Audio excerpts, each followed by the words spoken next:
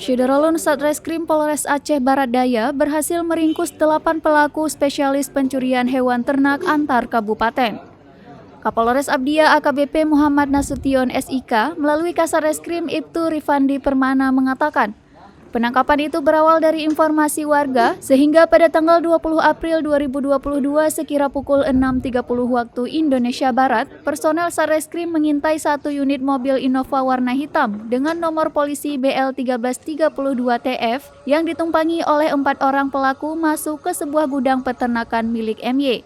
Setelah itu, para pelaku turun dari mobil dan menurunkan 1 ekor sapi warna hitam. Melihat hal itu, tim Satreskrim langsung melakukan penggerebekan sehingga berhasil mengamankan 3 orang pelaku. Sedangkan 1 orang lagi berinisial MY berhasil melarikan diri. Setelah dilakukan pengembangan, Satreskrim mendapat informasi bahwa para pelaku sering menjual hewan ternak yang mereka curi dari beberapa lokasi seperti Abdiya, Nagan Raya, dan Aceh Barat yang kemudian dijual kepada pelaku RL.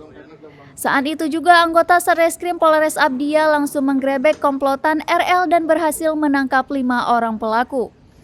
Dalam penangkapan itu, 1 orang pelaku berinisial DW terpaksa dilumpuhkan karena melawan petugas. Adapun barang bukti yang berhasil diamankan yaitu 1 unit minibus Innova warna hitam BL1332TF, 1 unit mobil minibus Xenia warna silver BL1772JM dan 7 ekor hewan ternak jenis kerbau. Itu sementara pengakuannya seperti itu. Jadi mereka mengakui melakukan kejahatan itu di 3 kabupaten. Yang menjadi sasaran khusus mereka ini memang ternak besar ya? Ternak besar, termasuk anak-anaknya. Termasuk anak-anak. Nah, untuk aksi yang mereka lakukan selama ini udah berjalan berapa lama itu, Bang? Kalau pengakuan dari kita baru 1 bulan ini. Baru 1 bulan. Baru 1 bulan. Dari rekan-rekan yang lain ada? Ada lagi rekan-rekan?